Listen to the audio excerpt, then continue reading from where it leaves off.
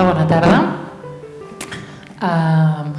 Hola, Nil. Hola, Joana. Hola. Gràcies per ser aquí i gràcies a tots i a totes vosaltres per... Pareu un segon, fins que se'm fica a la boca. Per ser aquí un cop més... Perdoneu, no sé si hi ha algun tècnic... És que se'm fica a la boca, ho sento, No. Bueno, és que si no rossa. Bueno, el deixo aquí a veure si... Doncs res, moltes gràcies per ser... Moltes gràcies per ser aquí un cop més, els que repetiu o els que esteu aquí... No anem bé. Sí, o l'apaguem i segueixo amb aquest. Us sembla?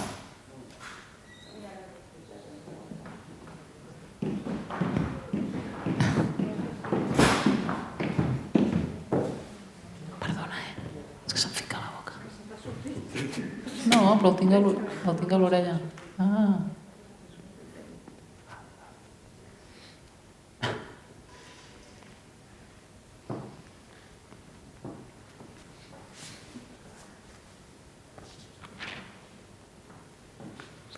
Sí, està.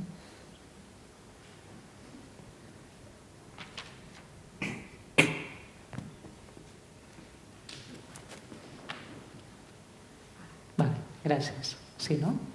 Abans que te'n vagis, provo. Jo crec que sí, ara. Hola, sí? No rossa i se sent bé?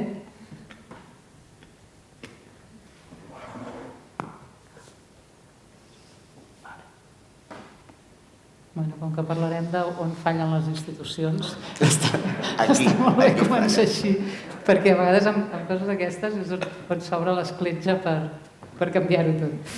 Bé, doncs, ens trobem aquí una tarda més de dimarts, com fem sempre un cop al mes a l'Escola de Pensament, que des de fa 3 temporades, l'Albert Lledó, que també és aquí, anem coordinant més a més, amb aquest esperit que és el de portar la conversa en escena, trobar-nos amb persones amb qui tenim ganes de trobar-nos, pensar i conversar, amb qui hem preparat diverses qüestions sobre una pregunta que ens interpel·la, en aquest cas, fins a quin punt les institucions del nostre temps les podem rebre només d'un passat que se'ns imposa o poden ser contextos d'intervenció, de transformació i d'imaginació cap a maneres de fer, comportaments, pràctiques i idees que ens impliquen, ens comprometen i ens interessen.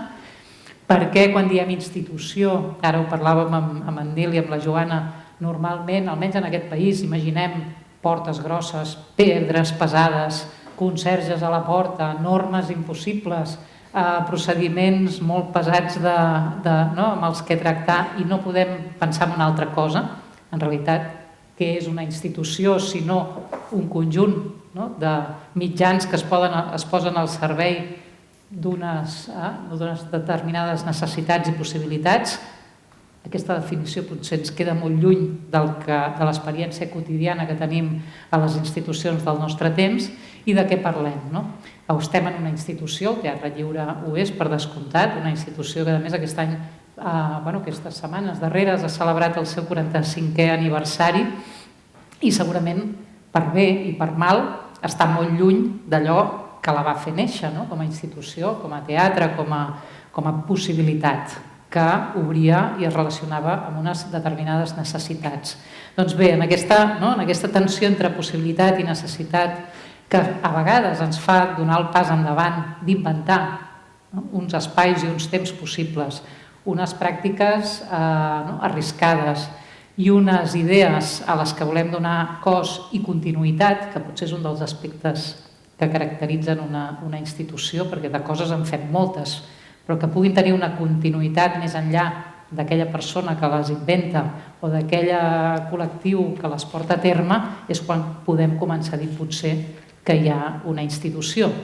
Això, per exemple, hi ha una reflexió de Sant Just, després d'haver fet la Revolució Francesa, defensant les institucions nascudes de la Revolució, que diu precisament això. Bé, la revolució l'hem fet a nosaltres, però no la podem seguir fent nosaltres. Necessitem institucions que facin possible que allò, aquella manera de viure, aquell sentit de la societat, de la política i de les maneres de viure per les quals hem fet la revolució puguin continuar a través d'altres persones, a través d'altres interaccions, a través d'altres possibilitats. Doncs bé, què passa quan aquesta continuïtat deixa de viure's com una possibilitat oberta i sovint es converteix en una relació imposada? I aleshores vivim les institucions com a dinosaures, que és una paraula i una imatge que el Nil ens portarà, o com imposicions d'unes normes que no ens deixen viure o que fins i tot ens posen malalts, com la Joana també ha investigat i treballat. Per què tenim en Nil Martín i la Joana Masó amb nosaltres avui? La Joana Masó és professora a la Universitat de Barcelona, crítica literària, traductora, escriptora, investigadora, ha fet moltes coses i, entre altres, ha fet una llarguíssima investigació junt amb molta gent que surt aquí anomenada, agraïda, i que crec que realment ha recollit tota una energia i uns impulsos que fa molt temps que a través de diverses institucions, però sobretot a través dels compromisos de moltes persones, han pogut dur a terme que recuperem en aquest país i en aquest context una figura com la de Francesc Tosquelles. Una pregunta també és per què les institucions obliden tan sovint i silencien i deixen a l'ombra tan sovint les figures més imprescindibles i més interessants que han donat les nostres societats i que sovint hem deixat en exilis de molts tipus. Francesc Tosquelles és un, i gràcies a, entre altres coses, al teu llibre i a la teva magnífica investigació tenim ara entre nosaltres editat per Editorial Arcàdia. I és un llibre que té com a subtítol Curar les institucions, que és un verb que entrarem a esbrinar una mica on ens situa i per què potser no es tracta tant de tenir institucions que ens curin en tots els sentits de la paraula, de salut, però també de la cultura, de l'educació, ara parlàvem també de les institucions educatives abans de sortir aquí, etc., sinó de com podem nosaltres curar les patologies de les institucions que de maneres diferents ens emmalalteixen i ens impedeixen, ens fan impossible viure tantes vegades. Per tant, des d'aquí la Joana té moltes coses a dir-nos, però també, evidentment, des de la teva pràctica institucional de present i quotidiana, que és treballar a la universitat i en l'àmbit acadèmic, que és un altre entorn especialment patològic en aquests moments. I en Nil Martín és actor, es presenta a Twitter com a actor, comunicador cultural i pluriempleat, que és una altra condició que avui potser l'imaginari més tradicional de les institucions no ens deixa acabar de percebre, però és la realitat quotidiana de la major part de gent. Anava a dir jove, però ja no tan jove, i a més, diguéssim que dels joves cap amunt es va convertint en la condició potser cada cop més normal, ser els pluriempleats de diferents etapes i moments de la vida, també els jubilats pluriempleats, perquè no poden arribar a final de mes, és a dir, que és una condició que ens va permeant a tots i que ens fa usuaris de moltes institucions alhora, ja no d'una, sinó de moltes alhora i de diferents maneres. També és part del col·lectiu Nova Veu, que treuen el fanzine Fila Zero. Aquest és l'últim número, el número 3, un fanzine vinculat precisament a l'aposta de tot un entorn de gent que en l'àmbit de les arts escèniques, del teatre i de tot allò que l'envolta, que són moltes realitats, doncs intenten situar-se d'una altra manera en aquesta escena, en aquesta fila zero, en aquest lloc que no està comptat, no està comptabilitzat, hi és i no hi és. I des d'aquí també han fet tota una nova pràctica de crítica institucional que volíem portar també en un lloc com el Teatre Lliure avui i ara, i que ens ajudés a pensar de manera situada com podem fer avui una crítica generacional i institucional que obri les institucions a les realitats del seu temps. Per tant, moltes gràcies per ser aquí tots dos. I jo volia començar una mica per la reflexió que feia ara. Què ha passat o com hem arribat al punt que institució per nosaltres gairebé només la puguem escriure amb lletres grises, grosses i pesades, sigui una paraula que ens remet a un univers de rigideses, de burocràcies i com una mena d'anclatge en un passat. No hi ha institucions de futur, ja hi arribarem al final de la conversa, però perquè, com heu dit vosaltres en un dels vostres fanzins i filazeros, sembla que en les institucions només pot haver-hi dinosaures, no hi ha altres usos possibles del passat, altres llegats. Potser, Nil, ja que he fet servir aquest imaginari del dinosaure que ve de vosaltres, podríem començar per aquí i després, Joana, anar com a una altra mirada sobre passats possibles que ens obren futurs també possibles. Nil, només hi ha dinosaures a les institucions? Esperem que no. Clar, el tema és justament el tema dels dinosaures. Nosaltres el fem servir, en el Filazero, quan parlem dels dinosaures, parlem de totes aquelles figures que exerceixen aquest bloqueig institucional, que fan com de tap, fan de barrera, perquè les institucions no puguin realment estar vives, estar en moviment i estan en evolució. Has començat dient que el llibre acaba de fer 45 anys, jo no me'n recordo, no? Sí. I clar, just m'ha fet pensar que com va començar el llibre i com és ara.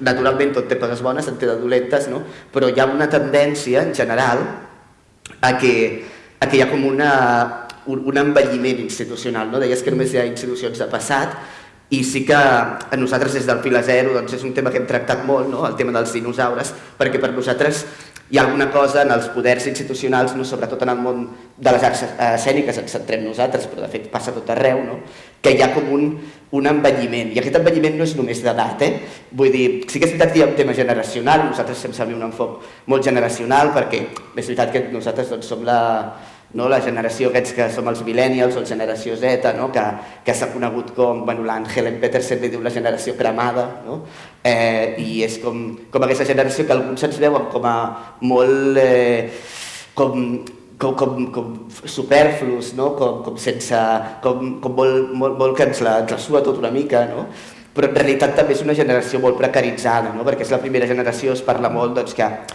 ha tingut unes condicions d'accés al món laboral pitjors de les que havien tingut els seus pares. I aquest és un tema que porta directament a la idea de tap generacional. Aquest és un concepte que nosaltres no ens l'hem inventat. L'ha dit bastanta gent, el Josep Sala i Collell va fer un llibre que es diu Generació Tap, però a part del tema de tap generacional ja fa molt que sona.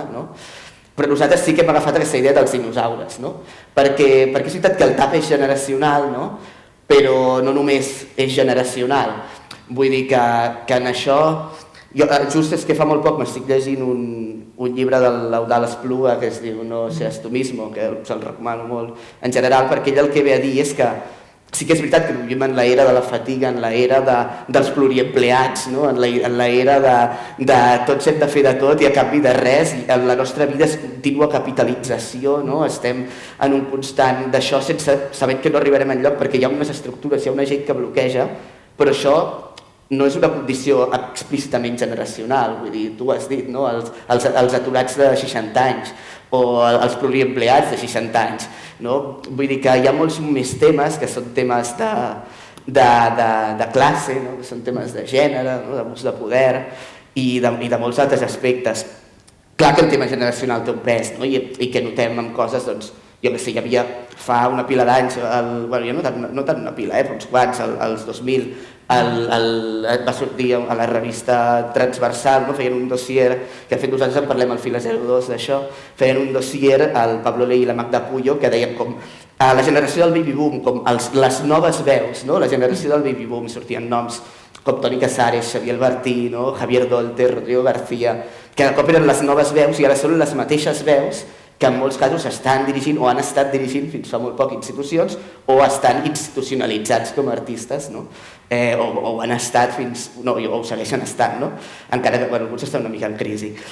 Però clar, és inevitable que hi ha un factor generacional que afecta, però que no és l'únic, perquè també veiem persones que són de la mateixa generació que no exerceixen aquest tap. Nosaltres el número 1 del Filazero, que us he ensenyat el 3, en l'1, que vam començar a fer això dels dinosaures, teníem com un semàfor d'espècies protegides, han sabut evolucionar i adaptar-se al medi, en perill d'extinció, s'aferren a la vida però el món corre més que ells, i fòssils, que ja fa temps que són objecte d'estudi de la paleontologia. No?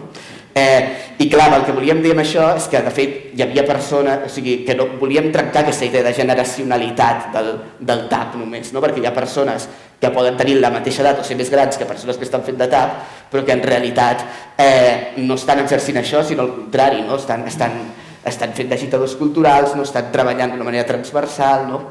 I això, és una mica una barreja de les dues coses. No? Hi ha un periodista, el Juan Cueto, que deia sempre que al final una crisi generacional és tan o més important que una crisi de classe, perquè en el fons les crisis generacionals són crisis de classe que s'arbitren generacionalment. No? Vull dir que al final una cosa es lliga amb l'altra, no?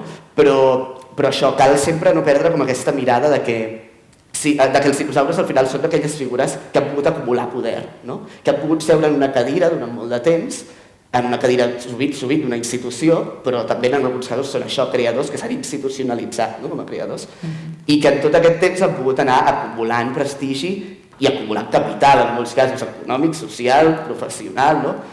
I quan han tingut aquest espai, com que els ha costat molt aconseguir-lo, perquè clar, són una generació molts cops de la transició, no? Una generació que venia d'un moment molt difícil, es van haver de pelar el cul, són els típics que estan farts de dir-nos tu no saps el que és la vida perquè jo vaig viure la postguerra, no? I dius, bueno, sí, però hi ha altres conflictes ara, no? I tu vas viure la postguerra, però és veritat que també vas viure un moment de transició que era molt propici per obrir, perquè tot estava tancat, no? Era molt fàcil començar a obrir portes, el teatre lliure va ser un cas d'això, per exemple, no? però molts altres casos. Llavors és aquesta gent la que s'ha pogut instal·lar en aquests llocs que molts cops per por o per comoditat, no? I no tota, insisteixo, s'ha assegut a la cadira i ha dit vale, aquest lloc m'ha costat molt d'aconseguir i ara no m'hi moc. No? I clar, això és una mica, això ha anat en prejudici de tota la gent que ha vingut després, no? De totes les generacions que han vingut després. Parlem de sociologia, però són la X, els millennials i els Z, però en realitat és igual, no? Vull dir, inclús de la gent de la seva mateixa generació que no va aconseguir seient en aquell moment i que quan després l'han anat a buscar ja s'han adonat que no hi havia rotació, no? Que aquesta rotació, que aparentment semblava que donaria l'obertura a la democràcia, ha sigut una cosa cosmètica, no? No sé, tinc una cosa aquí del Joe Biden que a mi em fa molta gràcia, perquè el Joe Biden, el president dels Estats Units, quan ara va fer la seva última campanya per ser president, va criticar molt a tota la gent que li feia insults edadistes, no? De dir-li tu ets massa gran per ser president, no sé què, tal, i va queixar-se molt dient que ell estava en plenes competències per ser president i no ho poso en dubte, o sí, no ho sé. Vull dir, això no és, però en tot cas no és un tema... Políticament. Exacte, no és un tema relacionat en tot cas amb la seva edat, no? Però, clar, és paradoxal que alhora ell va entrar com a president del Senat amb 28 o 29 anys, no? I el seu lema era com el Joe Biden representa els joves, no? Nosaltres venim a canviar les coses, no? I clar, portes tants anys canviant les coses o realment estàs com una mica fet de mur, no? Són coses que ens donen a pensar i que nosaltres en el Fil a Zero hem explotat des d'aquí, no? No ho sé, una mica aquest és l'enfoc que li donem dels dinosaures i del tema del TAP, no? Que això de la genealogia, no? I la cronologia del que en el nostre context social, polític i local organitza, no? Aquesta seqüència generacional, evidentment està lligada a la temporalitat de la guerra, la postguerra i després la transició, i això no és casualitat que en una primera intervenció així sobre el que esteu fent ara hagis mencionat la guerra, la postguerra i la transició. O sigui, mirem en quin present estem, no? Que tu avui, aquí, amb l'edat que tens, has mencionat tot això per explicar on estem ara. I hi ha un moment que ara em feia pensar que Tosquelles és un psiquiatre de Reus que als anys 30 està actiu a l'Institut Pere Mata i hi ha la política, el PUM, etc. La travessa la guerra, acaba a l'exili a França i fa tota una altra deriva que la Joana ja ens en parlarà millor, però dic per situar qui no el tingui present. I hi ha un moment en alguna d'aquestes moltes entrevistes o textos meravellosos que hi ha per aquí en el llibre que diu a cada generació li farien falta dues guerres, dues, no una, dues. Clar, jo la llegia i pensava, uah, que bèstia, no? I ell mateix diu, i no és que, evidentment, no ho dic des d'un lloc bel·licista, no? Ni tampoc des d'aquell lloc de del típic pare que diu, nen, has d'anar a una guerra o anar a la mili, que eren les dues frases que se sentien quan algú s'acomodava. Però clar, aquesta idea ens fa falta una guerra per no acomodar-nos o perquè no es donin aquestes dinàmiques, perquè si encara avui estem parlant d'una guerra de l'any 36-39, d'una postguerra i d'una transició, clar, diguéssim, en la ironia tosquelles, si cada una d'aquestes generacions hagués passat dues guerres, potser ja no parlaríem d'aquella, sinó que cada crisi hauria generat una resposta nova. Però clar, ens fan falta crisis per generar respostes noves o podem posar nosaltres en crisi allò que hi ha per generar respostes noves? No sé, Joana, una mica des d'aquest univers que tu has explorat i també des de la teva relació, no només com a portaveu de Tosquelles, sinó com algú que ens ha portat aquest aprenentatge, però que alhora estic segura que intervé sobre també la teva relació present amb les institucions en el món. Què en fem d'això? És a dir, per què invoquem la guerra, diguéssim, és a dir, el trencament de les institucions existents, guerra, revolució, però clar, revolució ja potser és allò que fem i no fem, la guerra ve i responem. Com fer la guerra sense que ens faci falta una guerra i poder ser uns tosquelles o molts tosquelles sense que hagi de venir una invasió militar a fer-ho possible. Sí, Tosquelles té aquesta, com deia la Marina, és un psiquiatre que neix als anys 10 a Reus i que sobretot està molt actiu durant la República, però que és cap de psiquiatria de l'exèrcit de la República del bàndol republicà durant la Guerra Civil, etc. Tenia molt aquesta idea de que s'havia d'identificar quines eren les guerres que travessaven no només cada generació, sinó els llocs. Per exemple, ell havia treballat, dèiem, l'alta burgesia de Reus, però l'alta burgesia de Reus, a Reus, durant la Segona Guerra Mundial i exiliat a França sota l'ocupació nazi, en una zona despoblada, empobrida com era la Losera. La idea d'identificar en cada lloc quines són les guerres que s'estan dibuixant, i és veritat que hi ha com una de les frases que a mi més em va compungir quan el vaig llegir, diu mai he fet tan bona psiquiatria com en el temps de guerra i mai he fet tan mala psiquiatria, o sigui, he tingut tantes dificultats de canviar les institucions en temps de pau. O sigui, realment són aquests llegats, és una frase que fa plorar, en el sentit de, o sigui, no es pot fer res en temps de pau, no es poden canviar les institucions, no es poden fer revolucions, i és veritat que el que volia era compartir una mica són experiències de gent que va canviar les institucions malaltes, bàsicament els manicomis, però com una metàfora de moltes altres institucions, perquè va militar al Bloc Obrer Camperol, va estar treballant en instituts de puricultura, amb l'experiència de Melanie Klein, però també a l'Institut de l'Escola del Treball, d'aquí del carrer Urgell, és a dir, el treball, les maternitats, els maternatges que en diu ell i les institucions psiquiàtriques com una metàfora una mica de qualsevol institució, però aquesta idea de com heretem aquest llegat que estava fet i que va funcionar en temps o bé de grans moments revolucionaris, és a dir, la República a Catalunya, sobretot, o contra alguna cosa, nazisme, ocupació nazi, ocupació franquista, és un problema per a nosaltres. Sempre és aquesta cosa de com heretar un llegat però transformar-lo. Jo potser voldria començar amb una imatge, una escena que descriu Tosquelles en uns enregistraments inèdits que he vist últimament i que per tant no vaig tenir temps d'incloure al llibre. Ell explica que una de les experiències fundadores seves en la relació amb la institució, el mal de la institució i sobre com transformar-les, era que quan tenia 7 anys a l'Institut Pere Mata de Reus va anar a veure un partit de futbol, es feia ergoteràpia, es feia teràpia pel treball en aquest manicomi de Reus, els metges es treien les bates blanques, els infermers ja no anaven amb les bates blanques, hi havia com aquesta cosa que avui en diríem horitzontalitat, etc. Estem parlant dels anys finals dels anys 10, principi dels anys 20, era un manicomi molt modern, finançat per la burgesia de Reus. Diu, tenia 7 anys, vaig anar a veure al pati del manicomi un partit de futbol on jugava els metges, el director, els infermers i els malalts, i vaig veure que el director de l'hospital, que era l'àrbitre, pitava faltes inexistents cada vegada que dos malalts estaven a punt de tocar-se. Diu, això és una escena que em va quedar com gravada al cap durant molt de temps, Quan ja tenia 15 anys em vaig atrevir a dir-li a aquest director de dir, escolta, com és que pitaves faltes inexistents? Diu, si els malalts no estaven fent faltes. No, diu, bueno, és que tu, el director li deia, és que tu ignores una llei molt important en la psiquiatria que és, doncs, una cosa són els homes normals i els altres són els bojos, que sempre estan, no?, que poden, no?, doncs, allò, desatar moments de violència, d'autoagressions, etc. I al cap d'uns anys el va tornar a veure i li va dir alguna cosa així com aquesta experiència per mi va ser fundacional perquè vaig entendre la definició de ser psiquiatre. Un psiquiatre és aquell que, i per això pitava faltes inexistents, és aquell que quan es troben els malalts, quan estan a punt de tocar-se, pita falta. És a dir, un psiquiatre és aquell que té por de la malaltia, no? I això ho podem dir doncs, als mestres o professors que tenen por dels alumnes, que tenen por de les preguntes que es poden fer, tenen por de si es toquen massa els alumnes i poden, no sé, fer algunes preguntes, no? Els pares que tenen por d'algunes coses. Sembla com una metàfora molt bona de tot el problema institucional, fins i tot amb les més bones intencions, perquè l'Institut Pere Mata era com molt progre, molt etc. I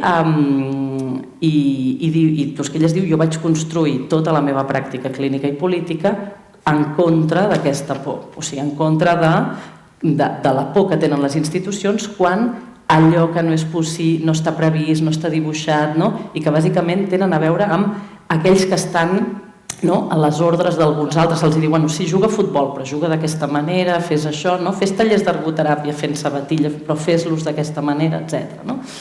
Llavors, Tosquelles, a partir d'aquí, desenvolupa, potser jo voldria compartir dues de les intuïcions que ell desenvolupa, que em semblen molt, no?, com molt inspiradores, fins i tot, no?, avui, en temps de pau, no?, suposada pau.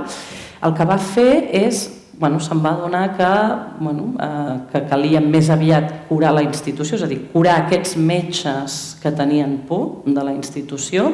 És a dir, va fer cursos de formació sota la tesi de Lacan, psicoanàlisi, etc. És a dir, va desviar un ús de la psicoanàlisi com una eina de l'individu per fer-ne un altre tipus d'ús, va fer cursos de formació a la comunitat terapèutica i va desenvolupar una distinció que ara escoltant Tenil em semblava interessant. Ell, Tosquelles, i la desenvolupa en el llibre, fa una diferència entre el que és un establiment i el que és una institució. Per a Tosquelles un establiment són tots aquells edificis administratius atrapats en lògiques administratives, burocràtiques, reàcies al canvi, passivitat, etc. I la institució, per ell, és un terme positiu on diu la circulació la circulació de la paraula pot tenir lloc, la circulació del desig, bona part del que ens passa en les institucions universitàries és manca de desig, allò mortificació del desig, és a dir, és més aviat allò que s'ha de fer, no allò que voldríem fer, etc. I comença a establir, comença a fer jugar quan en una institució és només un establiment, és aquests atrapaments en els que no es pot fer res, o quan és una institució. Em sembla bonica aquesta rehabilitació de la paraula institució, i ell, una de les seves frases, que és un dels articles, les entrevistes que hi ha en el llibre, és la funció de l'Estat és impedir que hi hagin institucions. L'Estat el que vol és que hi hagin establiments, o sigui, que la gent no pugui fer res, etc. Inclosa la família, que és inclosa la família, aquesta vegada. Com descriu la família com un establiment. Això està molt bé. És magnífic. Una família és un establiment, diu, quan folles amb la teva dona perquè és divendres, i gestiones la vida dels convivents perquè n'ets responsable. I són uns elements que estan col·locats en un lloc, amb unes pautes, que només s'han de fer, hi ha un mode d'ús, diguem-ne. L'altra cosa que fa, que a mi em sembla... Parlava així, ell, que jo... Sí.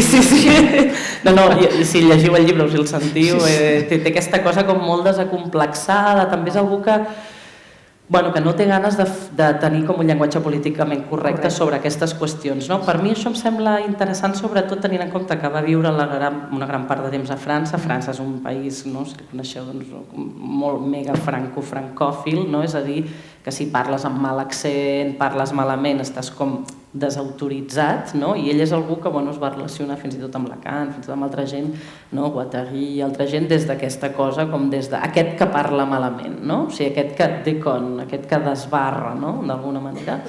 L'altra cosa que a mi em sembla inspiradora, i potser és a partir d'aquesta que podem estirar algun fil, és tot el tema de com això, primer, algunes de les qüestions que va portar dins de la institució psiquiàtrica va ser el teatre col·lectiu, el cinema amateur, és a dir, va fer servir les càmeres Super 8 que estaven en els pavellons, és a dir, altra gent les podia fer servir per gravar les vetllades que feien, els contacontes, els tallers, les sortides, però per gravar sobretot, per exemple, també com tiraven alguns murs de l'hospital, com refeien l'arquitectura física de l'hospital, no? O sigui, també aquesta cosa de que els malalts a l'hospital es poguessin viure i veure, perquè eren pel·lícules que visionaven juntament, no? Bueno, que hi hagués com una... Què estem fent aquí? No? Com una mena de consciència d'allò que estaven fent col·lectivament. Però per mi la gran troballa és que va treballar molt amb els llocs, amb el que els llocs es podia fer de manera amb forma de pragmatisme radical, i va treballar amb equips no professionals, músics, parla de guitarristes, parla d'escriptors en un camp per refugiats exiliats republicans a França, al camp de Set Fonts, però també, per exemple, va col·laborar amb treballadores sexuals, amb prostitutes durant la Guerra Civil. La Guerra Civil hi ha un moment entre les forces d'esquerres i els feixistes, hi ha un moment d'abolicionisme del treball sexual, hi ha tot el sindicat de Mujeres Libres, etc. Hi ha un moment de prohibició del treball sexual i ell treballa en un hospital que té al costat un prostíbul. Llavors el que proposa a aquestes treballadores sexuals que no poden exercir formalment el treball sexual és dir, voldríeu rebre una sèrie de o soldats o alguns metges de la comunitat terapèutica en la qual estan per no pas tenir-hi relacions sexuals, però no deixar de parlar de qüestions sexuals, és a dir, de mobilitzar la competència sexual sense esdevenir infermeres i sense alhora, diguem-ne, l'explotació del treball, la sexualitat, etc. Em sembla molt... Crec que hi ha alguna cosa que es pot heretar d'aquesta primera idea de potser si la psiquiatria, si els malalts, si els directors d'institucions són els que més por tenen a tractar els problemes que tenen, potser és la gent, la societat civil, gent que està en els llocs i que participa en aquesta cura, de tenir cura de la institució des dels seus propis llocs, és a dir, les treballadores sexuals no deixen de ser treballadores sexuals, no es converteixen en infermeres. És, per exemple, una de les preguntes per nosaltres és si els que treballem en el món de la cultura, per exemple, ja som directament, productors culturals, crítics culturals, o podem ser una altra cosa, Vull dir, aquesta cosa de... Per exemple, una cosa que havíem fet amb la Marina fa temps, que ara dèiem que parlàvem de la lectura, de les lectores, o sigui, podríem ser només lectors o lectores, m'ho invento. Però tinc molt la sensació que a vegades també el món de la cultura i de l'ensenyament tendeix a aquesta mena d'uniformització, que tots de cop són productors o crítics culturals, quan el que podríem estar mantenint és una singularitat amb altres capacitats, no necessàriament unes supercompetències.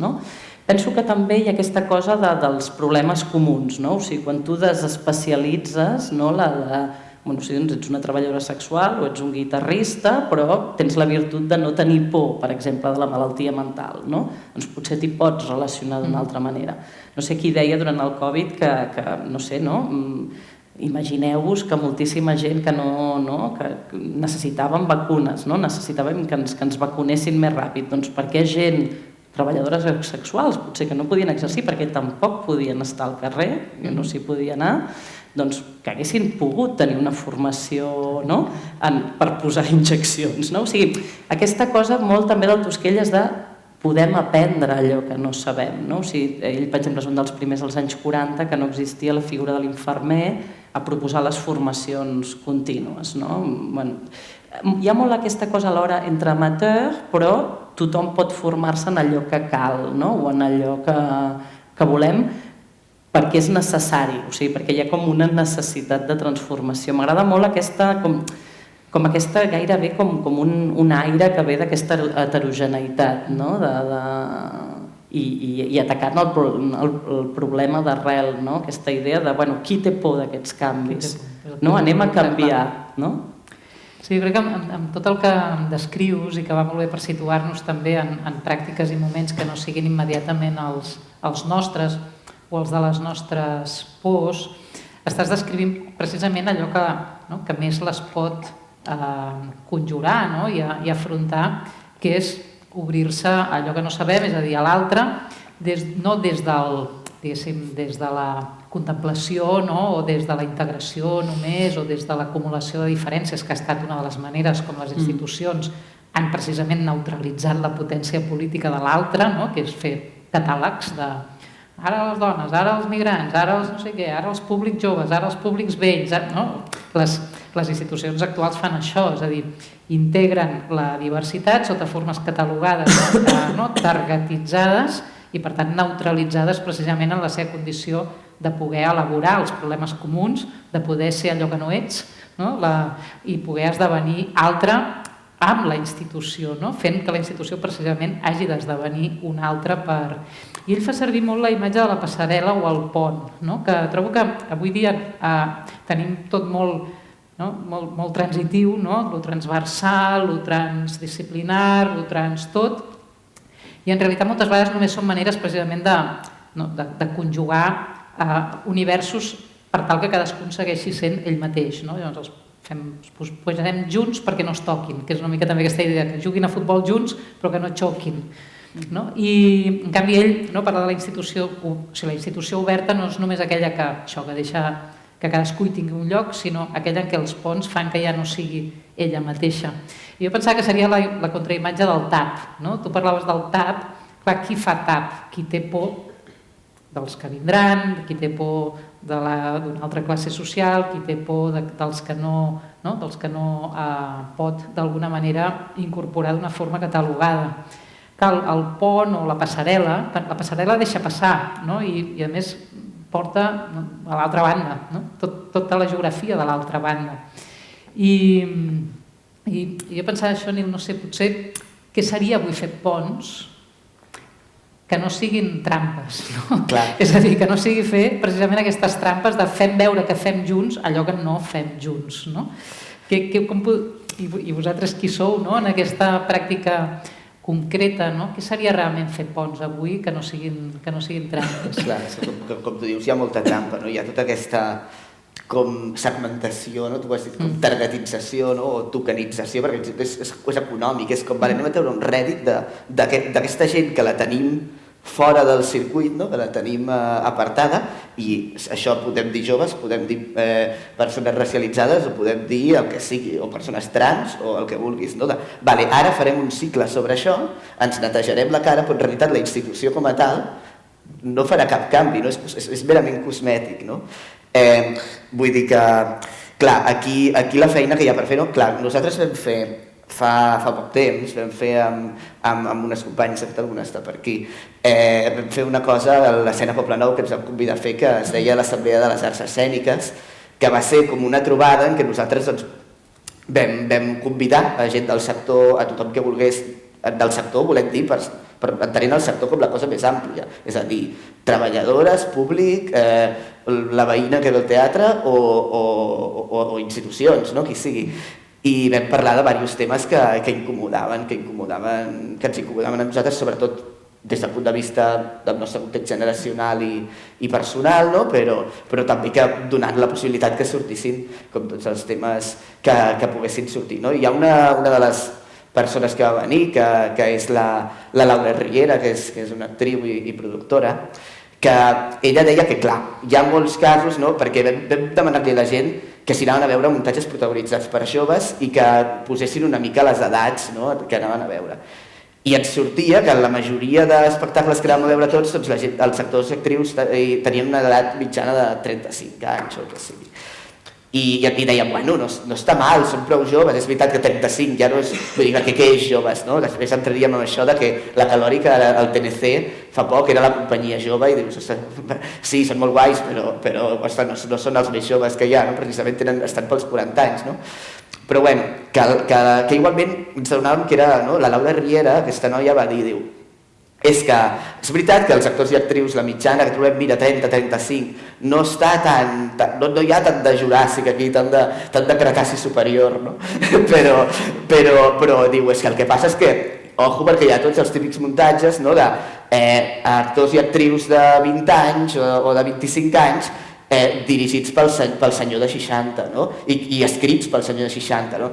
Llavors, és veritat que això és una apropiació que només és decorativa, és cosmètica, perquè al final el discurs segueix sent el discurs de sempre. I podem parlar del tema generacional o podem parlar de qualsevol altre tema. Sí, ara faré un espectacle amb persones que viuen al carrer o que han exercit la prostitució o el que sigui, però jo, com a director, no personalitzo aquesta experiència i la utilitzo per posar un cicle de teatre social en el meu teatre o on sigui, en teatre o la institució que sigui.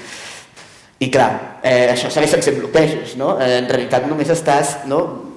És com si fos com el despotisme il·lustrat, que era tot pel poble però sense el poble, doncs podríem parlar d'edatisme il·lustrat o antiracisme il·lustrat, no? Una mica de tot pels joves però sense els joves, no? Tot pels trans però sense els trans, no? És una mica de, vale, és que estem segregant la gent de manera quasi gatitzada, no? Bueno, llavors, en el Fila Zero nosaltres intentem anar una mica contra això en tots els aspectes també, doncs, en el sentit de que no vam voler concretar tampoc de dir això parlarem només, farem crítica teatral, parlarem només de teoria escènica, sinó que hem volgut tocar molts temes i des de moltes perspectives, donar moltes veus, fem entrevistes, coses així, perquè hi ha alguna cosa que realment hi ha d'haver poder haver un diàleg, que siguin passarel·les de veritat, que siguin ponts, no que siguin com et pesco aquí, t'ensenyo una mica l'aparador i t'amago. Nosaltres, per criticar tot això, utilitzem molt el sentit de l'humor, que és el tema aquest dels dinosaures, fem servir aquest sentit de l'humor una mica canyero, una mica mordàs, però perquè també jo crec que al final és una manera molt més útil de fer aquests canvis, de fer-los actius, que a vegades, jo què sé, la queixa, per exemple, perquè la queixa es pot quedar en una cosa com inactiva, i a més, la persona que està fent un espectacle amb un grup de persones racialitzades i no ho és, i els escriu l'obra i tal, no ho fa amb una intenció d'exercir un bloqueig, Vull dir, hi ha una cosa que si tu ataques directament i d'una manera ofensiva i que així sembla que tu et queixis perquè tu no estàs allà, I en canvi, des del sentit de l'humor, et permet desarticular molt més, perquè nosaltres també a les xarxes ens expressem molt amb el llenguatge dels memes i tal, perquè té un rotllo com molt que al final poden ser molt contrainstitucionals en el sentit de que poden ser molt institucionals, perquè són poden representar la identitat de molta gent, de gent molt diversa, que a més la pot anar sumant, la pot anar modificant, la pot anar alterant. I en aquest sentit, per això també hi ha tota la generació TAP, molt sovint jo crec que té una certa reticència en el món de les xarxes socials i tal, que és un món molt perillós, molts aspectes, naturalment ho hem vist, però també té moltes possibilitats i moltes oportunitats. I té aquestes oportunitats d'establir passarel·les, de connectar amb gent molt diferent de tu, i d'entrar, accedir a llocs que no hauries pogut accedir d'una altra manera, perquè en un altre context, sense les xarxes socials, doncs igual, el número 1 de Fila Zero no li arriba a Toni Casares, per exemple, que li va arribar, per posar un exemple, no és res contra el Toni Casares en concret, però no, vull dir que permet arribar, que dialoguis amb gent que estàs molt lluny, I aquí hi ha un cas, que ja que parlem d'institucions i estem al lliure, aquí vam tenir el cas del Lluís Pasqual, que això va ser sonadíssim, i al final aquest cas, quan l'Andrea Ros va denunciar tot això i va haver la gent que li va donar suport, la gent que va estar en contra, també podríem analitzar que la gent que va estar en contra també era tota d'un perfil i la gent que li va donar suport d'un altre, segurament la gent que li va estar en contra era la mateixa gent que representava la institució o l'equipament, més aviat, jo crec, però al final si aquesta denúncia es va poder fer efectiva i si es van haver canvis va ser perquè l'Andrea i tota la gent que s'hi va sumar, igual que ha passat amb l'Institut del Teatre amb els casos d'abús, perquè han pogut existir aquests circuits que van més enllà dels circuits que proposen les institucions, perquè són uns circuits que, clar, són d'institucions de passat, no són d'institucions de present. Quan la gent, en el cas de l'Institut del Teatre, va intentar denunciar els casos d'abús per la via institucional, els hi van dir, el Joan és així, els hi van dir, això, mira, posa una queixa formal i aquestes instàncies acabaven en un calaix.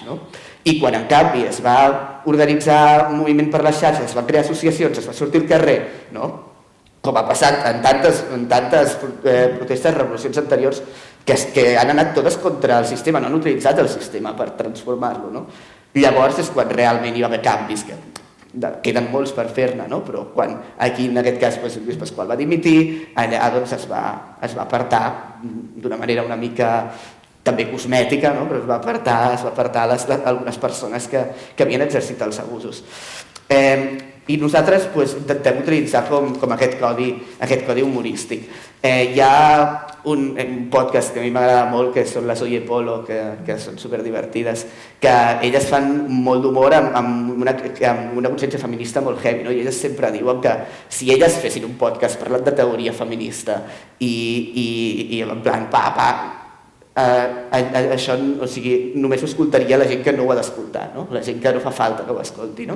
Però que en canvi, amb el sentit de l'humor, doncs aconsegueixen arribar a molta més gent, no? I aconsegueixen cada cop, doncs, ho escolta més gent, però és divertit, és de gran públic, i pam, te la foten, i jo mateix com a oiera escolto i dic, hòstia, vale, que igual has de canviar alguna cosa que estàs fent, no? Que igual no sé què.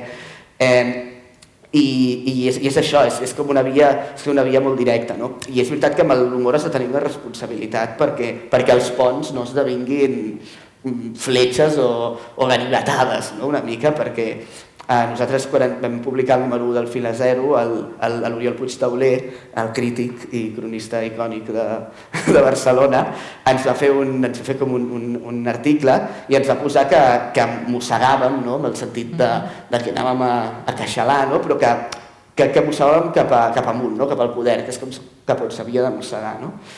Vull dir que ja s'ha de ser molt responsable amb aquests aspectes, això, perquè realment estiguis treballant per construir i no per anar a fer mal, perquè llavors és quan l'eina acaba esdevenint contraproduent, no? Llavors, en relació amb tot això, clar, nosaltres intentem com fer-nos una mica un espai, no? Perquè al final quan les institucions acaben sent establiments, no? I aquests establiments estan de porta tancada i tu no veus que no hi tens veu, pel motiu que sigui la teva veu no hi té cabuda, no?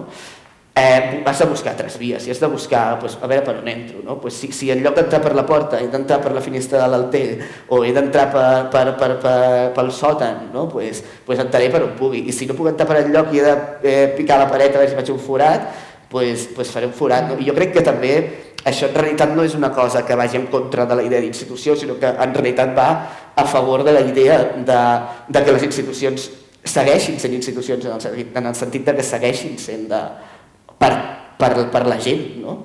I per la comunitat. No sé si m'he anat en realitat de la pregunta, però bueno.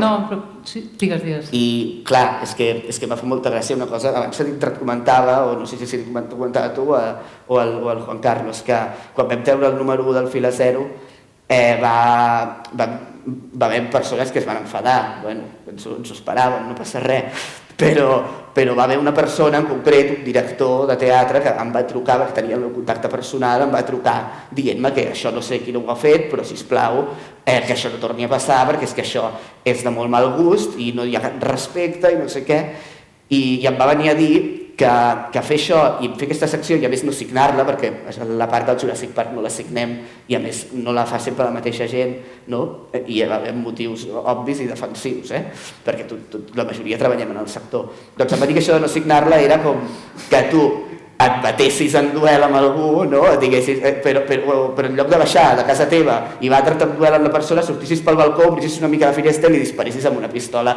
quan l'altre està venint. Jo li vaig dir que cuidadín, perquè més aviat la persona que està venint, o sigui, és com si tu, no baixes a baix i li dispares des de la finestra, però perquè la persona ve amb un tanc i amb un exèrcit al darrere, saps? I naturalment que no baixaràs tu allà amb les mans buides i a veure què passa, no?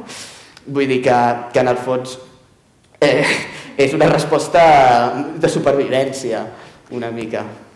És curiós com les passarel·les, no? De les que partíem s'han convertit en, com es diu en català, no ho sé dir perquè jugàvem allò molt antigament en castellà, els puentes levadizos, no? Dels castells quan venien les invasions i el senyor del castell podia aixecar el pont i deixar els cocodrils com a comitè de recepció.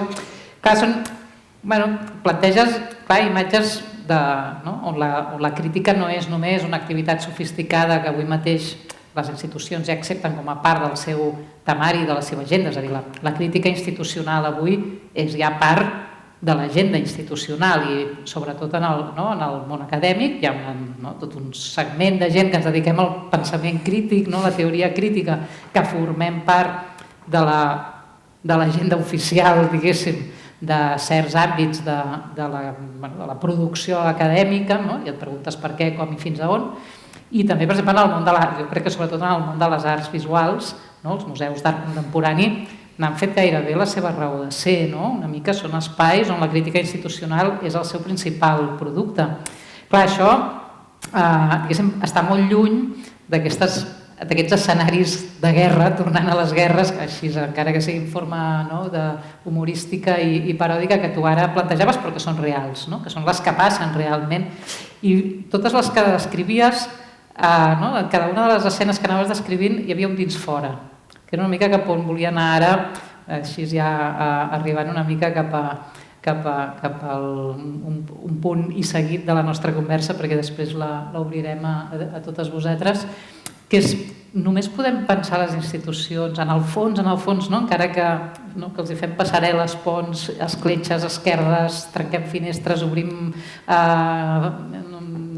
el que sigui, des de l'estructura profunda del dins fora. No hi ha una altra geografia possible, una altra arquitectura possible, una altra...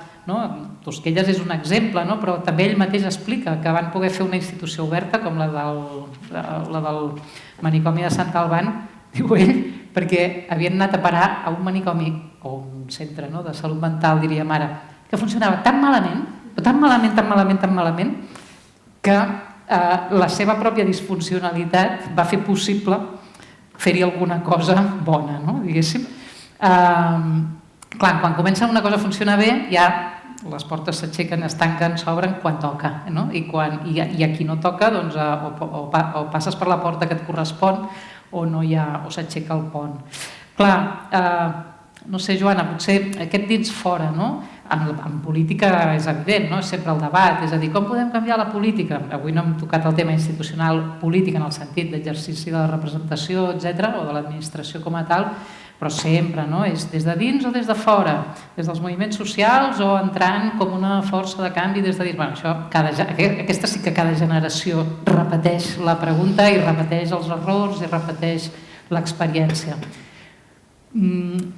Imagines, Joana, aquí ja fent un exercici final d'imaginació política, seguint les escenes que ens plantejava en Nil, alguna imaginació política possible, més enllà de la dicotomia del dins-fora, més enllà d'aquesta fossa que sempre s'obre i d'aquest mur que sempre s'aixeca i que d'alguna manera ens permeti pensar unes dinàmiques de transformació, de cura diferents?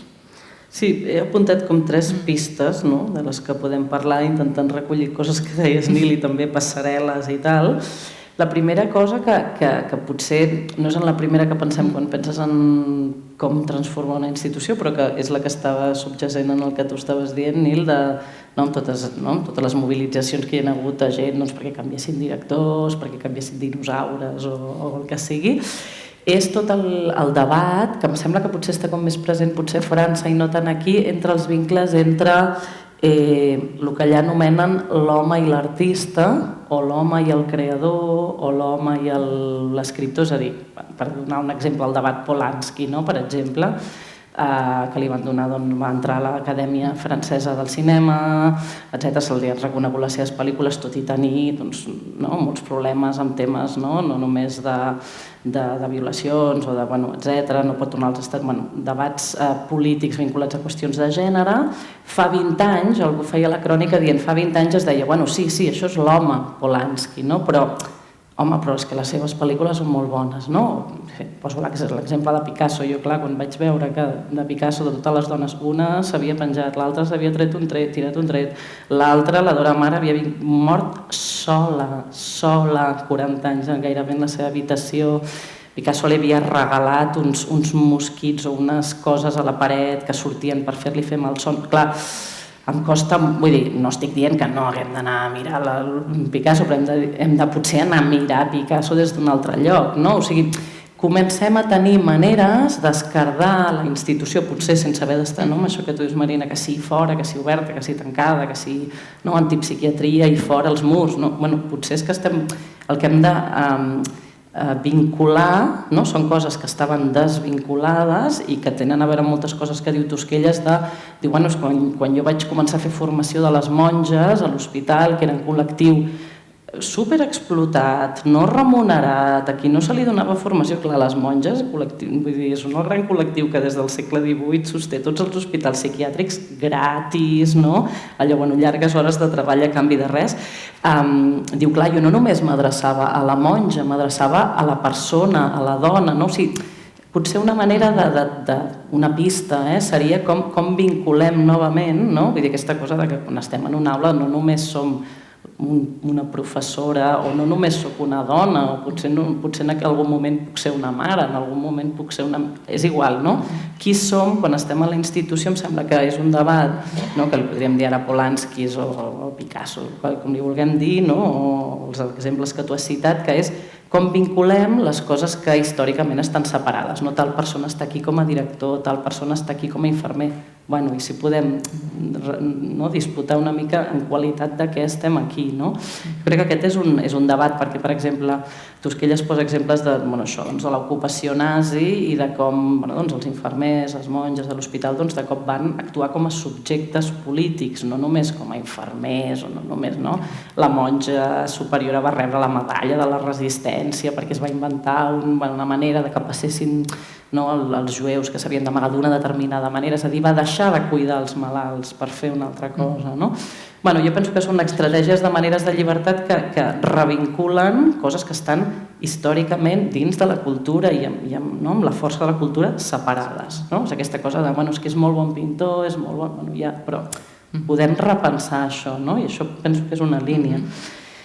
L'altra línia per mi té a veure amb això de les passarel·les que deies, que ara el doble malèfic d'això seria interdisciplinaritat i no sé què, etc. A mi, per exemple, m'agrada molt l'exemple del Tosquelles, que quan es va exilar per tornar a esdevenir psiquiatre a França va haver de tornar a fer una tesi l'any 48 i va fer una tesi sobre un escriptor romàntic. O sigui, per ser psiquiatre a França va fer una tesi sobre Nerval, sobre Gerard de Nerval i un relat Aurèlia, que és una baixada, és un escriptor del deliri, però s'hi va relacionar com un text literari, és a dir, clar, és un gest d'una gran llibertat inimaginable avui, o sigui, que algú pugui esdevenir director d'un hospital psiquiàtric fent una tesi sobre literatura, per descomptat amb eines i preguntes clíniques, clar, és alguna cosa inimaginable, no?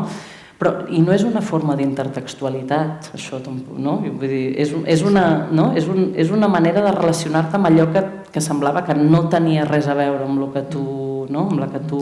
Et deien que no tenia res a veure amb allò que tu volies plantejar, no?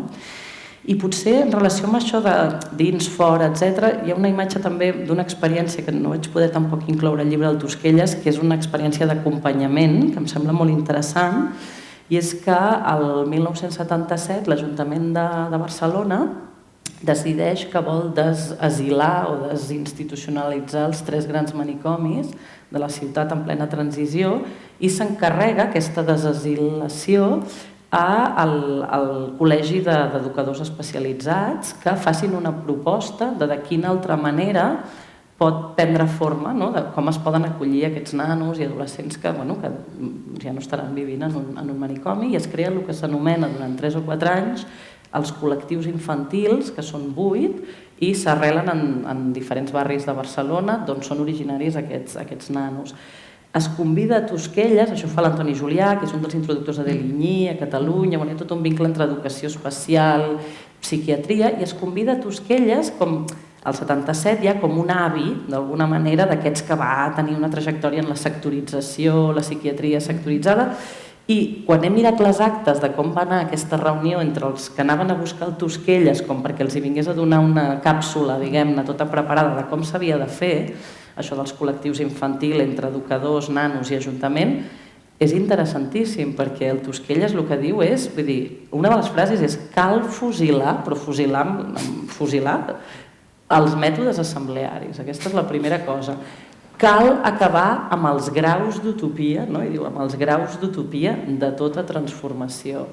Cal, ara no sé quin altre diu, que m'agrada molt, bueno, està en castellà, és del 77, i diu totes les xafarderies, bueno, sí que entenc que va dir les xafarderies, català castellà. Sí, diu totes les xafarderies del que passa aquí, dels problemes d'aquí, no han d'arribar en el típic funcionari de l'Ajuntament. O sigui, com un grau de gestió humana, no? Em sembla molt interessant aquesta experiència perquè se li demana a Tosquelles que acompanyi com si fos algú que ja ve com amb una solució, no? Institucional, i l'únic que fa és com plantejar altres problemes i el que decideix fer només és un acompanyament, no? Però un acompanyament així com allò, no? De tot allò que podria espatllar aquesta transformació. Em sembla molt interessant aquesta idea d'assenyalar els problemes. No? Penso que ens costa molt, ho dèiem ara abans d'entrar també, en les nostres institucions malaltes, de poder dir col·lectivament tot el que no... O sigui, només ho podem dir en una escena com a fora, no? Una escena que ens construeix un fora d'escena. Clar, o sigui, mai a dins de l'escena. Jo penso que seria un gest revolucionari anar a dins de l'escena i poder dir, no sé, poder dir alguna cosa però com molt P3, no? O sigui, una cosa com de P3. No? Vull dir, una cosa com molt planera, no? Bueno, penso que tot aquest tema en qualitat de què estem a dins de les institucions també és un tema. Bueno, com ocupar aquest dins, no? Sense acceptar ser part d'aquest dins, no? Que, no sé, ara ja com a passarel·la cap a les vostres també reflexions i intervencions. A mi no em sorprèn la resposta de Tosquelles perquè precisament no és desinstitucionalitzador, no és algú desinstitucionalitzador o desescolaritzador, precisament perquè veu el perill també, bueno, això, diguéssim, el mercat ja en sap molt de desinstitucionalitzar o de desescolaritzar, no? Google és el gran motor desescolaritzador de l'acadèmia avui, no? O de l'educació avui. És a dir, qui fa què? No? Jo crec que la pregunta pels subjectes clau, no? Qui obre la institució? Qui la vol rebentar o qui vol compartir-la? No? Potser aquesta és una mica la pregunta i això, per exemple, també en parlàvem aquests dies preparant la sessió. Jo penso que un dels llegats importants del 15M i que ara s'ha reactualitzat, encara que no sigui des d'una memòria explícita amb el Covid, és que va saber identificar molt bé que l'expoliació i l'expropiació en forma de retallades, que en dèiem aleshores, no? Però que eren moltes més coses, era una reorientació de totes les polítiques públiques, sobretot les bases del sistema públic, que són sanitat i educació. Defensar això no era defensar l'Estat i els seus establiments, sinó que era defensar la societat i el sentit precisament col·lectiu, social i comunitari d'allò que en diem públic, no? No és públic perquè és propietat de l'Estat, és públic perquè és nostre. Què vol dir que sigui nostre avui, no? Què vol dir que siguem part d'un dins que no ens empresoni, que no ens tanqui en els murs d'una institució que vol dir finalment de la societat, com a presó, que és una mica la presó aquesta aparentment oberta en la que vivim avui, i que sempre estem en un dins on només podem dir no es pot. Obrim paraules, reflexions, ja sabeu que això és part de la conversa també, és a dir que hi ha un micro que us passaran, perquè també com que després queda gravat, endavant. Sobre de la imatge del dinosaure, no sé si la veu agafar del conte de Monterroso. No. És que, no sé, la casualitat em sembla que et deixarà bastant bocabadat perquè el conte que... No passa res. El conte que es diu el més curt, de cuando desperté el dinosaurio aún estaba allí. Monterroso, que era un exiliat guatemaltec a Mèxic, es veu que ella estava parlant del partit que estava al govern de Mèxic i aquest partit té el surrealista nom de Partido Revolucionario Institucional, el PRI. Partido Revolucionario Institucional, que va néixer el 1929 per posar fi una mica a totes les guerres intestines de la... Bueno, era una revolució, però al final es va convertir en una guerra, no? 20 anys o 19 anys va aparèixer un caudillo, el mataven i així 20 anys, no? I aquest partit va com neutralitzar la revolució, formant-se com a partit, no? I li van posar el nom primer de Partido Nacional Revolucionario i algun geni, pocs anys després, però molts pocs anys, i va dir no, Partido Revolucionario Institucional. I va funcionar. O sigui, als anys 30 ja estava, de fet el president que va acceptar molts dels exiliats espanyols era el Cárdenas, no? Lázaro Cárdenas era dels primers presidents del Partido Revolucionario Institucional, que fins fa 10 anys estava. O sigui, i una cosa molt característica, que visquent jo molts anys a Mèxic, és que ells, en lloc de censurar, el que han fet és pintar les parets dels palaus amb la crítica i la desactiven. O sigui, tu entres al palau del govern, el Palacio del Gobierno, i a les parets tens una crítica colonial, classista, i sent un dels països més classistes avui dia, i és brutal l'efectivitat, saps? En plan, aquí no hi ha censura, mira, aquí està ficat, però ho som. Moralisme, no? El moralisme mexicà. Sí. Però és la manera aquesta de la institució com a TAP, més que TAP, no sé, és un aglutinant superglú. És superglú en aquest cas, saps?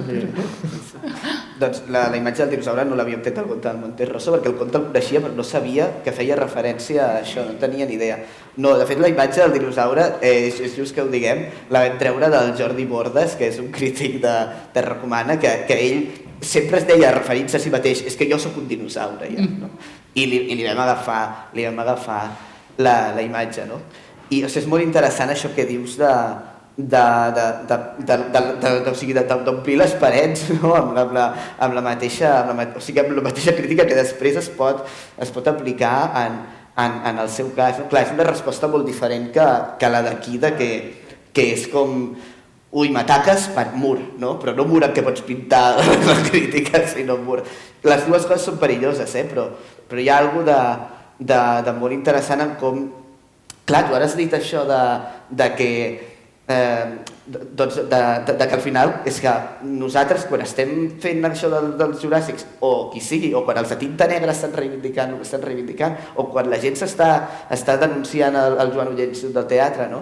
En realitat el que estem fent és treball institucional, no contrainstitucional, no? Perquè la institució en realitat està tan menjada pel mercat, no? I això em parla molt a l'Òscar Cornago, que és un acadèmic del món de les arts escèniques, que ell diu que ja no se puede distinguir el mercado de lo público, no? És com abans el mercat estava al servei de lo públic i ara el públic està al servei del mercat, no? Llavors ja no té un rol institucional aquest equipament que es diu institució, que es fa dir institució, no? Llavors, clar, sí, diuen, oi, és que és violent, no? Em truquen dient, és violent que us foteu amb això dels dinosaures així.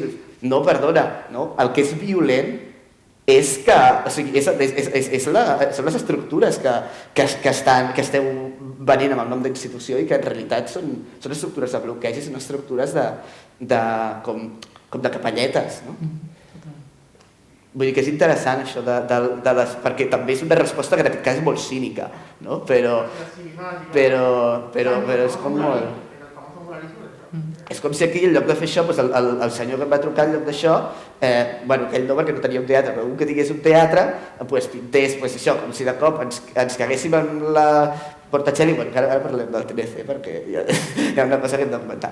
Ens caguéssim en la Portacelli i ella omplís els vidres aquells, que seria meravellós, també us ho he de dir, que omplís els vidres aquells de l'edifici d'allò amb les crítiques de tal, no? En realitat seria molt cínic si no hi hagués un canvi, no? Perquè és com, vale, no estic escoltant, no? És una neteja d'imatges, és molt fort. Bueno, n'hi ha que ho fan, el Magda és especialista en fer això. Home, sí. O sigui, un meme boníssim fa molt poc de... Com era? Sí, economía de los cuidados del Magma, en plan, cuidado que no se te arrugue el burofax cuando te lo manden. O sigui, era com... No em va semblar molt bo. Sí, totalment. Sí, Marina. Ai, perdó, com has dit. Que abans estàveu parlant sobre el tema de que els canvis potser passen més en guerra, no? I que en pau costa més, tot el tema del canvi. Però, jo no he viscut cap guerra, però soc del 93 i sí que he viscut la crisi econòmica, que l'hem viscut tots, però vull dir que tenint 28 anys jo he viscut la crisi econòmica i ara també la pandèmia, no? O sigui, crec que sí que estem vivint dues èpoques de crisi / revolució i us volia preguntar si creieu que això sí que ha propiciat que hi haguessin canvis o al revés, i estaven havent canvis i al contrari els està frenant o com ha afectat aquestes dues crisis. Abans l'he citat l'Helen Petersen, que ella diu, parla molt sobre el tema generacional, no? I ella diu com abans el treball i la societat i tal era precària i no es podia treballar, no? Hi havia molts bloquejos. Diu, i ara la diferència és que també, no? Diu, o sigui, és com, vull dir que hi ha jo crec que hi ha una visió en la que no hem de caure de dir, pues això, és la visió aquesta de ai, tu no has viscut una guerra, no saps el que és la vida. Bueno, és que ara, potser en el món que vivim i en la manera que s'articula la geopolítica, una guerra com les que vivíem no la viurem, però viurem altres coses, que també són guerres, perquè són lluites i perquè et posen a prova. Hòstia, la crisi de la Covid, parlem-ne, de com ens afectarà això d'aquí uns anys, ja ens ha afectat, però de com ens haurà marcat, no? Igual nosaltres als nostres nets els diem, però tu no has viscut una pandèmia. Segur. I quedem com els tegolletes dinosaures, no? Sí. Sí, no sé, tu, Joana, creus que aquesta dècada prodigiosa, no? Diguéssim, de 2008 a dècada ja llarga, a 2020, jo crec que s'ha enfocat sovint, no? Cada crisi d'aquestes com una oportunitat, però ja no ens les creiem, aquestes oportunitats, no? Perquè el mercat de les oportunitats, al revés, juga sobre la por a perdre oportunitats. I això sí que és... I Tosquelles hi ha un moment que ho diu molt bé, diu la por bueno, és una obvietat, no? Però diu millor, la por bloqueja, o sigui, la por, no? Jo crec que estem una mica, això, o sigui, aixecant, no? Puentes levadizos, perquè tothom protegeix allò que creu que encara té, que no vol dir que ho tingui, però allò que creu que encara té, i podem parlar d'institucions concretes, podem parlar de poders específics, podem parlar d'Europa, podem parlar de vides íntimes i personals, és a dir, que no perdem encara, però això en els dos sentits, no? Poder i privilegis, qui creu que els té i qui els té, i després també drets històricament aconseguits que creiem que seguir lluitant és almenys preservar aquells que ja, no? Per exemple, tema escola pública, tema sanitat pública, és a dir, que almenys no acabem de perdre allò que històricament havíem aconseguit com una conquesta social. Que el no perdre, quan és l'únic sentit possible de la lluita, i és molt perdedor, i a més és una altra forma de guerra, no? Que és no perdre contra qui. No? Jo penso que estem una mica en aquest escenari, en aquests moments, i d'aquí moltes de les dinàmiques tan violentes, per una banda, i tan patològiques, per una altra, en les que estem en el dia a dia, que sembla tan normal, no? Tan poc bèl·lic i és tan violent. Tu deies, no? No podem dir el mal que ens fa, no? El dia a dia, per exemple. Jo tinc molt la sensació que els o les que aconseguim dir alguna cosa d'aquest malestar, és aquesta cosa de que, no sé com es diu això, de que el missatger és el culpable, no sé, aquesta cosa, no? De que si tu dius és com si ho estiguessis creant, no? O sigui, jo crec que no hi ha molts pocs espais on la gent, on estiguem dient el que ens passa. Jo, en tot cas, és la meva experiència, penso que no ens atrevim, tenim por, ja no ens creiem moltes altres coses que no han funcionat, forma de desactivació molt gran, ara dèiem amb la Marina, o sigui, aquesta cosa de que sigui excepcional veure'ns amb altres, encara ara, no? Gairebé 2 anys després de la pandèmia, o sigui, de parlar-se amb altres, no? Allò, de veritat, parlar...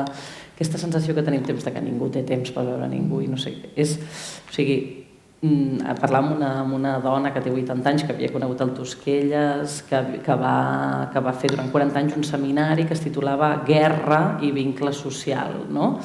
Jo crec que el vincle social ara està molt trinxat, estem en un moment molt, jo crec, molt difícil, alhora semblaria que fer gestos una mica... No? De dissonància respecte al que està passant, podrien ser una mica això, no? Del que deia de P3, no? O sigui, una mica com de només dir alguna cosa en els llocs on sembla que està tan impossibilitat, no? Però jo penso que estem en un moment molt difícil. Per exemple, llegir això, no? Com s'havia gestionat coses, pandèmia, com s'havien gestionat, per exemple, les bombolles en altres països, que si Austràlia, que si no sé què, on havien fet potser totes aquestes tempores, com ho explicaven això, jo soc molt dolenta explicant això, però aquesta idea de que en lloc d'haver decidit que els grups bombolla eren la família, no sé què, els grups de convivència havien fet grups per barris, de cop a la bombolla eren 200 persones i per tant ja podies anar a comprar, ja podies baixar, o sigui, eren com 4 carrers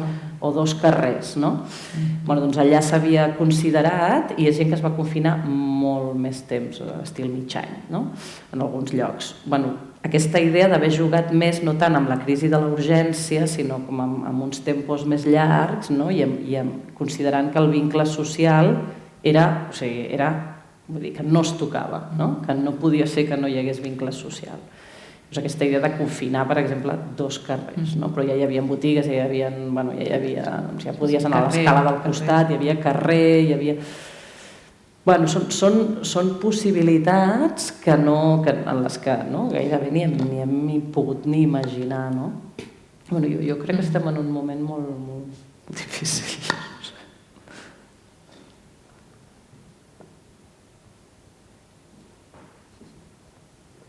Més reflexions aquí?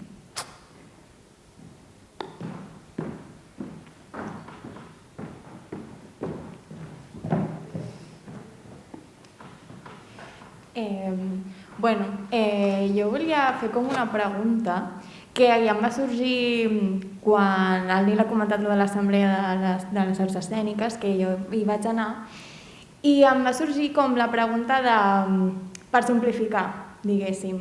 Hi haurien com 2 bàndols, no? Els que tenim com moltes ganes de canviar les coses, de que tot evolucioni, que és que m'està donant la mateixa sensació aquí, ara mateix. Que diria, som aquí nosaltres, estem establint un diàleg, estem volent canviar les coses, i està l'altre bàndol, que és el que té la possibilitat de canviar aquestes coses, perquè són aquestes institucions, però aquests no estan en aquest diàleg. Llavors, com ho fem per aquí, per exemple, o a l'assemblea en el seu moment, per incloure aquestes institucions en el diàleg, perquè està molt bé dir-nos-ho entre nosaltres i dir «Ai, sí, s'ha de canviar, que es canviï...»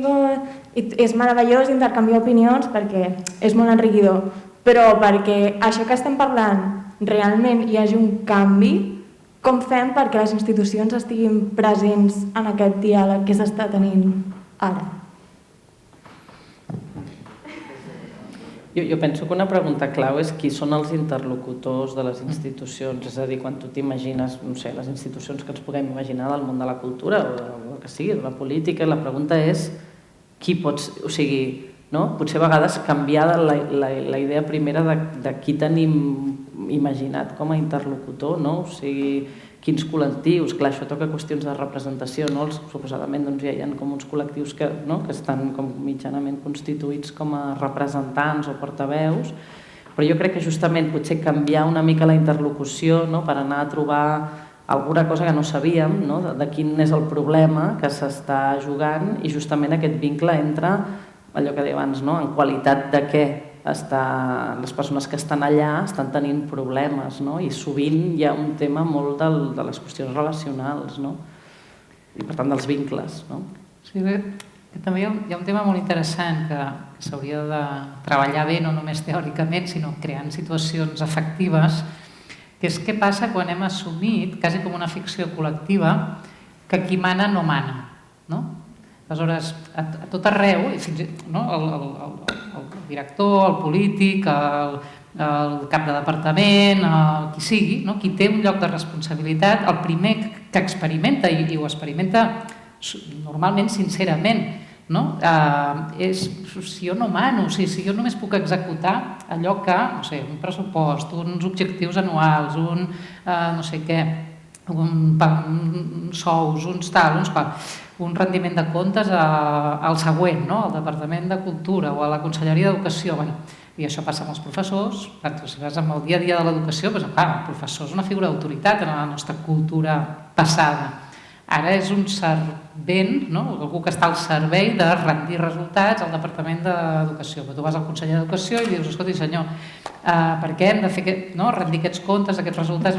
No, perquè PISA, perquè Europa, perquè el finançament... Clar, aleshores hi ha un cercle del poder que és circular i alhora es retroalimenta i potser hauríem de fer una nova anàlisi del poder i dir, no, és que sí que en tenim.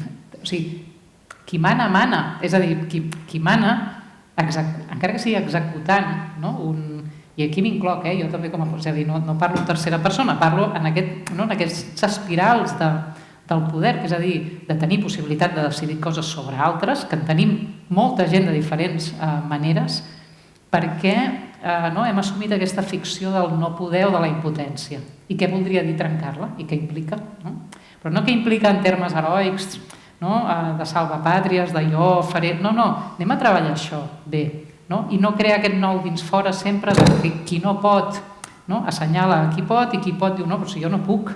I estem en això des de fa molt de temps. També l'intent, per exemple, de canviar les institucions polítiques, que va ser una de les derives, entre moltes altres, d'aquests cicles de crisis darrers que analitzàvem, doncs tots sabíem que no canviarien res i que ells passarien per l'experiència de dir no es podia canviar res i amb això ja ens quedem tots frustrats i alhora complaentment frustrats. Doncs trencar aquests cercles i dir qui són els interlocutors vol dir qui som també en relació a allò que podem fer en cada context i com trenquem aquesta ficció i tant que manem i es reparteixen molts diners a cada lloc de la societat on vivim de moltes maneres i això vol dir vides, això vol dir possibilitats, això vol dir maneres de fer, això vol dir reconeixement, això vol dir legitimitats.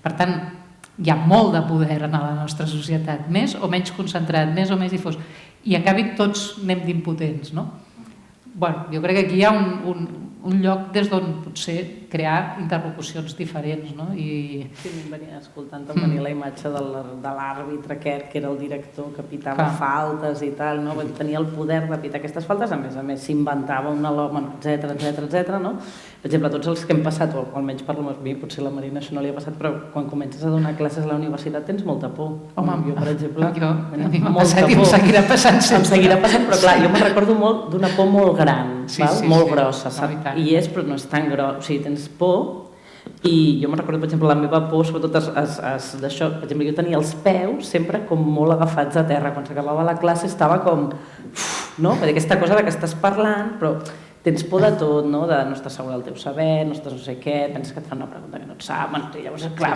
arribes amb 3 escuts posats amb 4 capes, amb allò, i estàs esperant en qualsevol moment d'on vindrà l'atac, i llavors, clar, hi ha una mena de tensió que es genera, o sigui, claríssimament, o sigui, tot professor que comença, o tota persona que comença a escriure, el que sigui, és aquesta cosa una gran por alhora primer també de ser atacat, però també de i si no m'entendran, i si no sé què, o sigui, són com múltiples pors, i per exemple jo crec que aquesta escena és molt important perquè estàs com més en una posició també de frustració alhora que els altres t'identifiquen en una posició de poder, que és el que diu la Maria. O sigui, jo crec que aquestes escenes són interessants perquè tots, vull dir, qui ha travessat aquestes escenes ho sap, Llavors, capgirar aquestes pors, jo crec que la por és un gran efecte, crec que, vull dir, no només del poder, sinó de com ens relacionem amb nosaltres mateixos i amb l'escolta, etc. I com capgirar això, por, poder fer, potser no tant poder, sinó poder, no sé, una mica... Sí, jo en relació amb el que deies i que tu has anat ampliant, clar, és que tornem al mateix tema per mi de la queixa inactiva, que molts cops és inactiva perquè de fet t'estàs queixant esperant que sigui algú altre, un ent superior, quasi diví, que suposa que està allà dalt, que és qui ha de fer els canvis, i això és un pensament molt estès ara perquè ho porta el cansament i ho porta la situació que vivim, I jo què sé, tenim filòsofs super mainstream i que estan molt bé, com el Byung-Chul Han, per exemple, però que el que diuen és que el que venen a dir tota l'estona és todo mal, però ja està, i és així la vida, i és com, bueno, no, activem-nos, no? El George Bernanos deia el realisme és la consciència dels fills de puta, no? O sigui, si ens quedem així, en plan, mira, és que les coses són així i hi ha algú altre que les ha de canviar, per tant nosaltres ens asseiem aquí, despotriquem, cervesa en mà, faig un tuit mentrestant i així està Twitter, no? Però clar, hi ha alguna de que igual és que som nosaltres els que manem, no? Perquè si la institució som com Hacienda, no? Que somos todos, pues la institució som tots, som totes, doncs igual nosaltres hem de fer aquest canvi perquè la institució el faci, no? Perquè està clar que la institució molts cops no dialoga, no? Mira, jo he portat això perquè em feia gràcia, aquest objecte peculiar, no? O sigui, per qui no ho vegi des de les files de lluny, és una gorra que posa al TNC una porta al món. Clar, això és de la nova campanya, de la nova direcció del TNC, que ha canviat el color, ha fet moltes coses que són molt boniques, molt boniques estèticament, vull dir. Però dins ens preguntàvem, no?, amb la Marina i amb la Joana, no?, això, aquest producte, que ha costat molts diners, perquè s'han fet una porra de còpies, a qui va adreçat, no? S'ha escoltat si hi ha una necessitat? Hi ha necessitat de gorres blaves amb el TNC una porta al món? Perquè jo crec que no, i la Marina fins i tot deia que ella va veure a la sala gran que la gent que es trobava la gorra l'amagava perquè no l'identifiquessin amb ella, no? Vull dir, hi ha com... El problema passa per aquí que, on estan les institucions, per què no venen? Perquè ni s'enteren que estan fent això a vegades, no? Perquè no estan manant sense manar, no? Que dius tu, estan executant unes tasques molt funcionarials, però hi estan dient, s'ha de generar marxandatge, gorres. O sigui, clar, no? Vull dir, és això. A qui apel·les amb això, no? Deixant de banda l'operació més que temptadora amb Make America Great Again, les gorres de Donald Trump, però això seria un altre tema. No? Però és com... No, amb això no vull... O sigui, que està molt bé moltes coses de la nova direcció del TNC, però està clar que el seu departament de comunicació, no sé qui s'ocupa d'això, de màrqueting o de públics, no? Que sigui... Ostres, no està pensant en el seu públic, no? I això ho podem extrapolar a totes les estructures, o la majoria d'estructures institucionals, no? Que estan executant unes dinàmiques, no? Gairebé com uns patrons que ja venen fets perquè sí, això abans es feia així, que ho anem fent, taca, Excel, i no estan escoltant les necessitats de canvi, no? Llavors, clar, què ha de passar? Perquè és que siguin ells els que vinguin i s'enterin dels canvis i tal. És que igual hem d'anar nosaltres, i sí que és veritat que això ens porta més responsabilitat i ens porta més feina, però hem d'anar nosaltres, no? D'alguna manera, tu que has parlat del 15M, no? Potser ens hem d'agafar en part en aquest llegat, no? De dir, les coses no canvien soles, les hem de canviar, no? Perquè si no podem caure en aquesta també temptació de la queixa i aquesta imatge temptadora també de l'esquerra crítica de anem a asseure'ns, ens muntem una torre de marfil guapa per estar tots allà còmodes i ens queixem en un àmbit de lo teòric, no? I és com... Sí, està bé teoritzar, però hem de fer les coses, i és veritat que les haurien de fer qui les haurien de fer, però és que igual aquella persona no és més important que jo, llavors fem-les nosaltres, no? Molt bé. Jo crec que amb això has apel·lat a les necessitats, que potser és una paraula que no havia sortit fins ara, i m'has fet pensar en una cita que hi ha en el llibre, en aquest cas no és de Tosquelles, sinó del filòsof francès Gilles Deleuze, que va aprendre molt de Tosquelles i de molta gent que, com ell, realment van fer de l'experimentació una realitat social durant un temps. I en un llibre que es diu Instints i institucions, que va publicar Deleuze amb altra gent de forma col·lectiva, la introducció és d'ell i acabaré llegint una cita que m'ha semblat molt interessant perquè capgira molt aquest sentit de la institució que nosaltres ja només veiem com dinosaure, com imposició de normes, de burocràcies, de límits, de murs i de portes, no? Diu la institució es presenta sempre com un sistema organitzat de mitjans, que penso que és una idea molt bonica, no com un conjunt de normes, sinó com un sistema organitzat de mitjans, ve parlant de les necessitats. Hi ha dues maneres de satisfer necessitats, a través dels instints o a través d'organitzar els mitjans per fer-ho, no? Seria la gran distància entre una cosa i l'altra. Diu, aquesta és la diferència, i aquí introdueix una altra diferència, entre la institució i la llei. Per tant, allunyant la institució i la llei. Diu, la llei és una limitació de les accions. La institució, un model positiu d'acció. Contràriament a les teories de la llei que situen el positiu fora del social, els drets naturals, i el social en negatiu, la limitació contractual, diu, salto tot això, la teoria de la institució situa el negatiu fora del social, les necessitats, per presentar la societat com essencialment positiva i inventiva, maneres originals de satisfacció. Podem fer de la societat no un sistema contractual de límits i de lleis, sinó aquesta invitació a inventar maneres originals de satisfacció. Aquesta seria una mica la idea. I aquí és on apareixen els criteris polítics, no quan parlem de lleis i de limitacions, sinó quan fem de la societat una invitació a inventar maneres originals de satisfacció. I acaba dient, la tirania és un règim on hi ha moltes lleis i molt poques institucions. La democràcia, un règim on hi ha moltes institucions i molt poques lleis. Potser és una manera d'acabar imaginant quina seria aquesta societat que no tenim, aquesta democràcia que no lo és, que deia el 15M, i on no necessitaríem tantes lleis ni tantes limitacions, sinó maneres originals de satisfer les nostres necessitats, per tant, de poder-les escoltar i inventar maneres de compartir-les. Acabem aquí, us sembla? Jo crec que ja és l'hora. Moltes gràcies a tothom. Ens tornem a convocar aquí el mes que ve, que ja serà gener, després de Nadal, i l'any que ve.